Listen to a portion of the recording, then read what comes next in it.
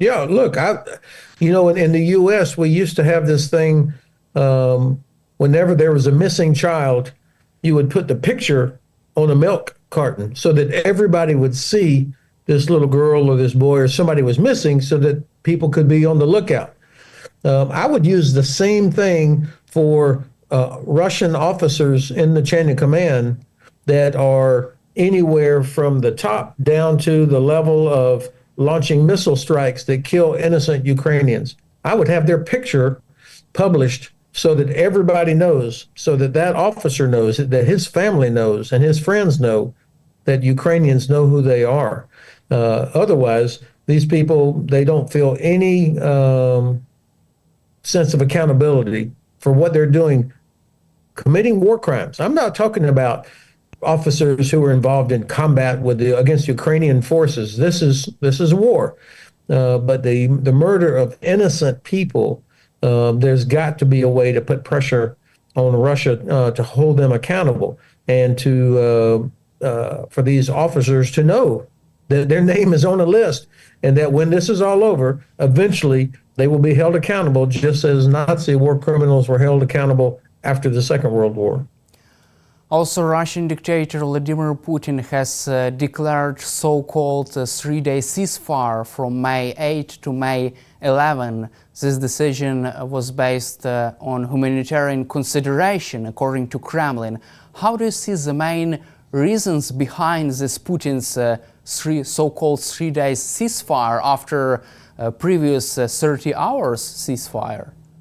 Yeah, well, I think there's probably three things. Number one, he's trying to change the narrative because he could see that even President Trump was beginning to become more, put more pressure on the Russian side. So I think part of it's trying to change the narrative there. The second thing, of course, is that nobody on the planet believes that Russia would actually live up to any ceasefire. I mean, it's not likely unless they were forced to. And then the third thing, the real reason, I believe, is because they don't want Ukrainian drones landing on Red Square during their Victory Day celebration activities. I think that's the real reason they're hoping for a ceasefire during that period. I thought your prime minister or your foreign minister's response was correct when he said, why not 30 days? Why 3 days? And what are we waiting for? Why not start it right now? And because he knows that this is a Russian information operation. At the same time, according to Financial Times, Russian dictator Putin told Steve Witkoff that he was ready to halt invasion of Ukraine at the current front lines on the ground. What is your assessment of this possibility of halting the war and negotiations which are in progress right now? Well, I don't. First of all, I would trust President Zelenskyy and his team to know what is best for Ukraine and what's acceptable, what's not acceptable. And I think what a ridiculous offer, and the fact that Mr. Witkoff even repeated it is also not very good. That, you know, the big concession from Russia was that they would not take over all of Ukraine. I mean, what kind of a concession is that? So I think the Ukrainian government knows that Ukraine's soldiers are winning on the battlefield, on the ground. They stopped Russia, even without adequate help from the West. Russia cannot defeat Ukraine, and so I think Ukraine is in a position. You can make demands about your sovereignty, about future security, but this is up to the Ukrainian government and the people. How much are they willing to continue doing this? But I think it's hard to imagine an outcome with Russia retaining big chunks of Ukraine, and that just be it. That there wouldn't be further actions. And also, there was an interesting meeting in Vatican between U.S. President Donald Trump and President Zelenskyy. After this meeting, Donald Trump, for the first time, questioned Putin's willingness to end the war, threatening another sanctions against Russia. Quote, it makes me think that maybe Putin doesn't want to stop the war, he is just taking me along and has to deal with differently banking sanctions. Do you have any kind of hope that this meeting in Vatican could change Trump's stance on Putin, Trump's policy on that? Well, certainly President Zelenskyy deserves credit for his incredible patience and his persistence, the willingness to sit down and keep trying to explain to this American president what the facts of what's really going on. So, that was a great picture, the two of them sitting there. It was interesting. There were memes of people saying, here's the American president meeting with the leader of the free world, President Zelenskyy. I mean, it really is an amazing turn of how people perceive these leaders. I would trust whatever President Zelenskyy said, but I think if this meeting between the two of them was President Trump listening to President Zelenskyy and finally understanding what was going on, if he then goes and does something and puts real pressure on Russia, then I'll be impressed. But I haven't seen any change yet in the American approach towards Russia. I haven't heard a statement telling Vladimir Putin that if you don't accept this 30 days unconditional ceasefire, unconditional, then I am going to give Ukraine everything that they need without restriction. I am going to add more sanctions, and I am going to take steps that will crush Russia's oil and gas industry. That's real leverage. And the president could do all those things if he was serious. But if he doesn't do any of that, then I will not be very hopeful after this conversation at the Vatican, which is unfortunate. And it's interesting. I think the president, your president, would have taken some encouragement from the fact that every other leader that was there was supporting him, applauded him. And so Europe, it's going to take them a while to get fully organized and to do what they should be doing. There's no doubt that European countries have the capability and the resources and the industry that dwarfs Russia, and that they could really do tangible things that would help make a difference for Ukraine.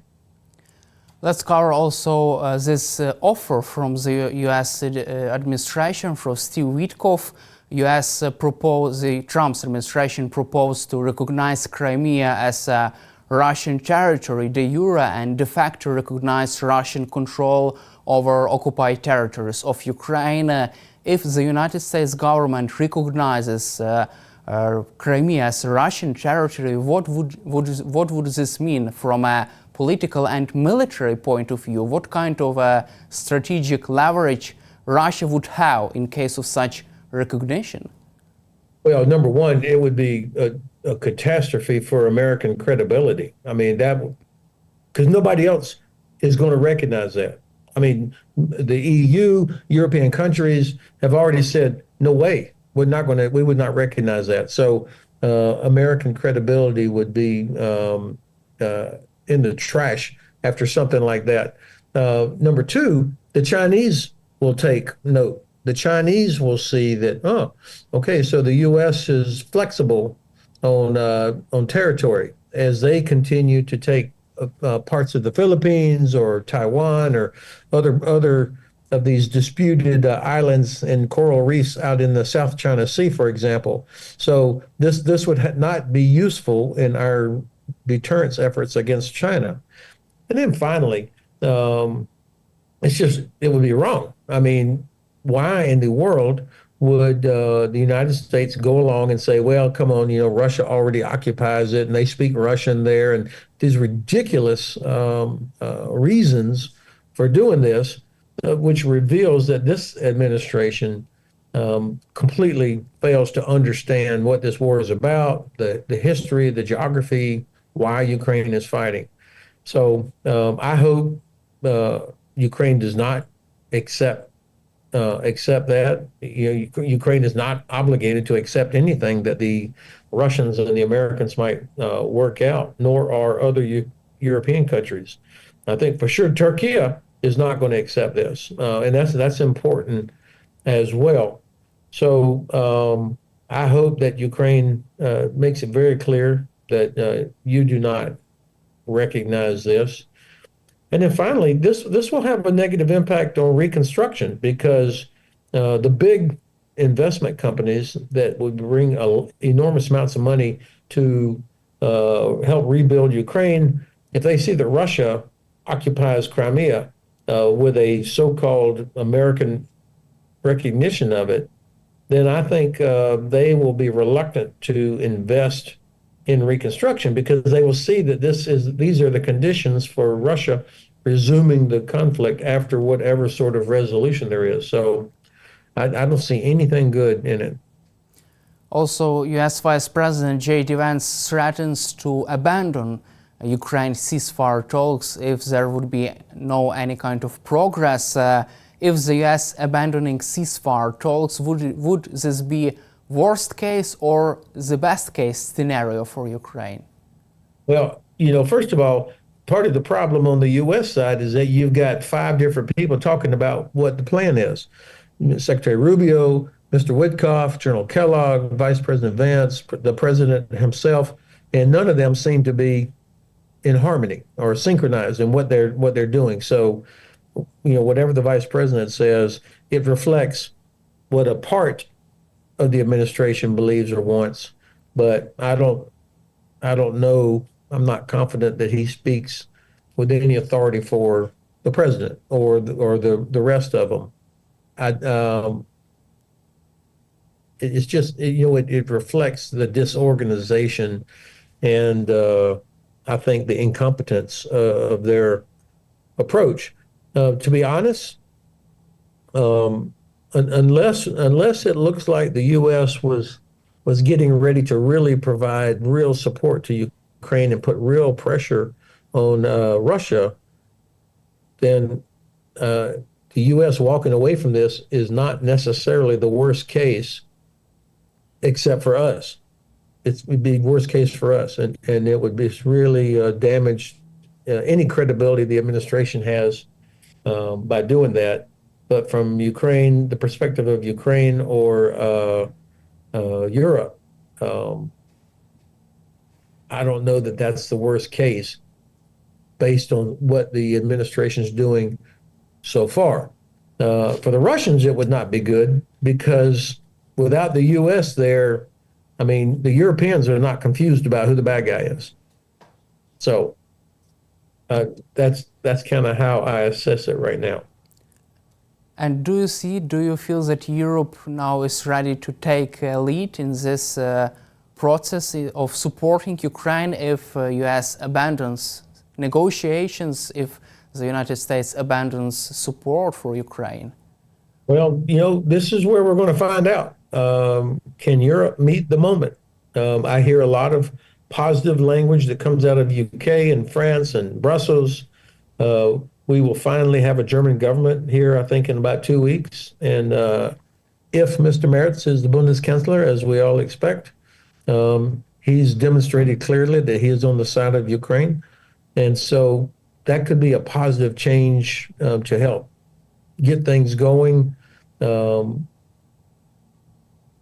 I think, Poland, I'd like to see Poland be more forward-leaning in this, but of course they have a presidential election here in a couple of weeks, and so that's probably why they don't want this to become a presidential issue, perhaps, I don't know.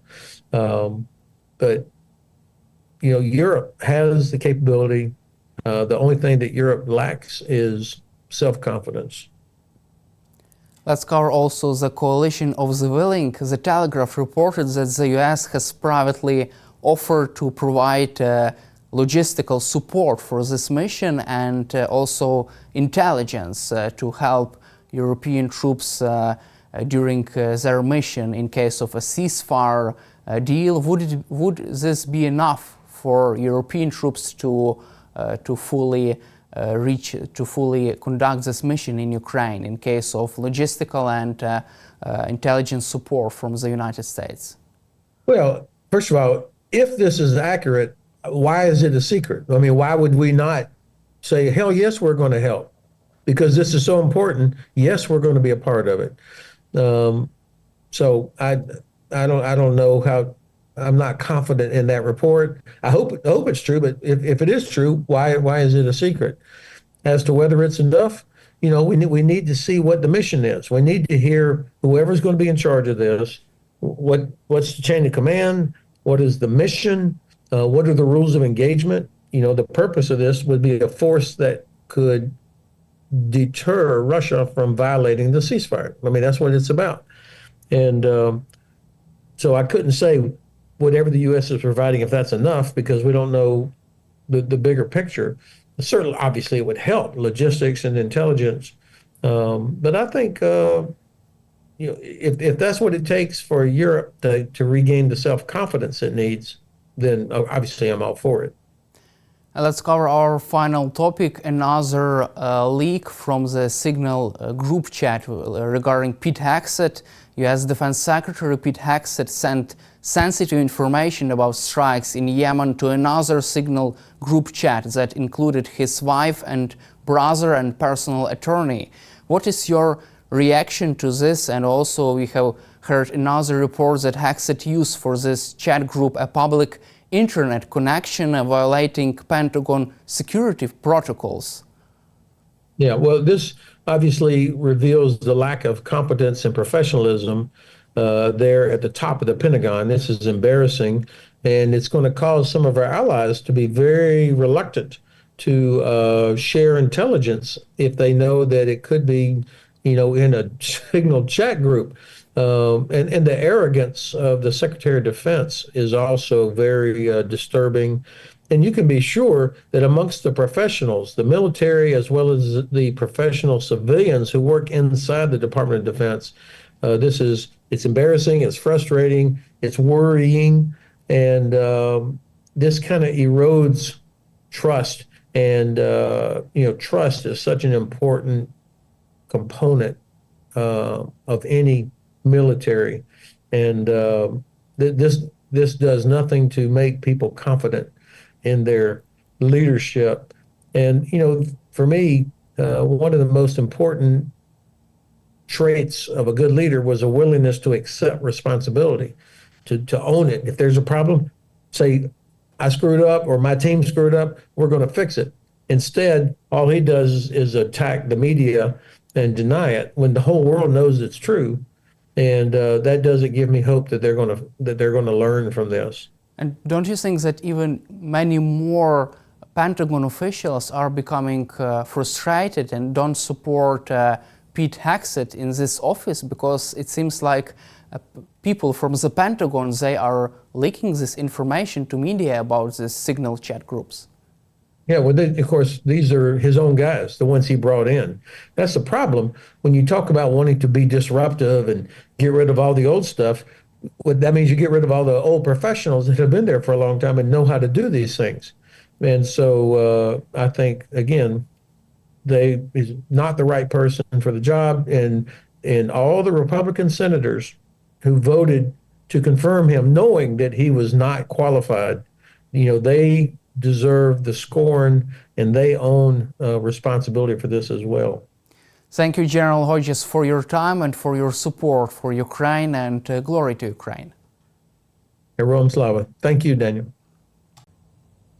William Browder is Vladimir Putin's #1 foreign enemy and CEO of the Hermitage Capital Fund. Welcome to our program, Mr. Browder. Great to be here. Russian dictator Vladimir Putin has declared another ceasefire for 3 days from May 8 to May 11, based on humanitarian consideration. How do you see the main reasons behind this another 3-day ceasefire from Vladimir Putin? Well, first of all, when Vladimir Putin declares a ceasefire, it's a meaningless statement. He doesn't cease fire. For example, his 24-hour ceasefire a week ago, he didn't cease firing. So I think we have to completely ignore the fact that he's declaring a ceasefire because it's not for real. But why is he declaring it? Well, I think that he's in a slightly awkward place right now because Donald Trump has staked a lot of his personal capital and reputation on ending the war. If you remember, he had a campaign slogan that he was going to end the war in 24 hours. Of course, that didn't happen. Then he talked about ending the war in 100 days. That hasn't happened. But Donald Trump has got a very strong motivation to end the war. And if Vladimir Putin completely ignores that, that might make the sort of warming relations between Trump and Putin a little less warm. And so I think Putin is kind of throwing this out there as a way of trying to buy himself some more time, keep his relations good with Donald Trump, and then hope that Trump then starts focusing again on President Zelenskyy instead of on Putin.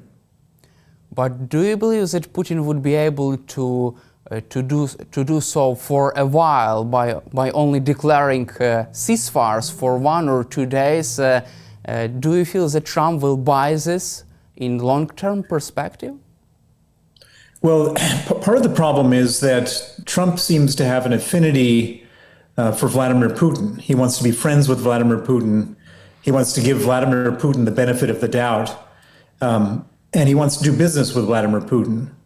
And so I think he's looking for any type of positive signals so he can say, look, everything is going in my direction. I mean, we have to sort of put aside what's really going on here, because what's really going on here is that Trump has sided with Putin and he's sided against Ukraine. I mean, that's what's really going on here. But if we look at all these, so what I would call this is almost a game of kabuki theater, that where Trump says he's going to be tough on Putin, Putin then declares some fake ceasefire, and everything goes back to normal for a little while. Also, Russian dictator Vladimir Putin told Steve Witkoff that he was ready to halt invasion of Ukraine, according to Financial Times sources. Do you believe in that? No, I don't believe that. And in fact, after he said that, we saw his foreign minister, Sergei Lavrov, make an announcement of the conditions that they would need to end the war. And the conditions are the same conditions that they put on to start the war. This, quote, denazification of Ukraine, demilitarization of Ukraine, full control over the 5 territories that they have seized, and even much of the territory that they haven't seized, and so on and so forth. And so I think that we're exactly where we were before. Russia is not adjusting their position. Russia is having a maximalist approach towards this war. And in my opinion, the only way that this war is going to end is if Ukraine is given the weapons it needs to put Russia in a untenable position. And that has to be the priority right now for the West. Also, US President Donald Trump met privately with Ukrainian President Volodymyr Zelenskyy in Italy, in Vatican.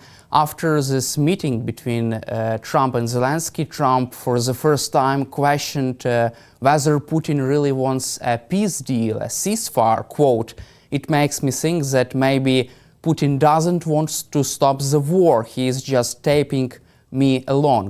How can you assess the results of this meeting between Trump and Zelenskyy in Vatican, and the possibility of Donald Trump turning against Putin sometime in the future, for example?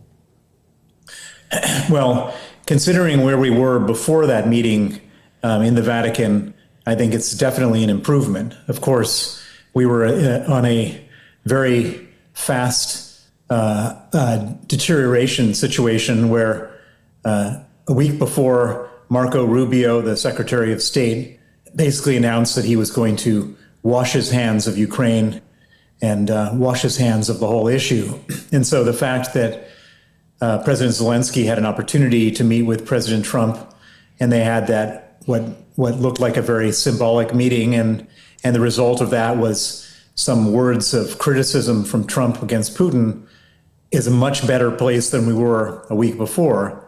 Having said that, I wouldn't bank on the fact that Trump is all of a sudden going to change his position towards Putin. As we've seen, Trump has been fairly consistent over a long period of time that he admires Putin, that he wants to be friends with Putin, he wants to do business with Putin. And I don't think that that's changed. And so I wouldn't get too hopeful about these noises that he's made, but it's certainly a lot better than it was a few days before that meeting. Let's also cover U.S. proposal on a ceasefire deal in Ukraine. According to Axios, U.S. is ready to recognize Crimea as Russian territory, de jure and also de facto recognize Russian control over occupied Ukrainian land.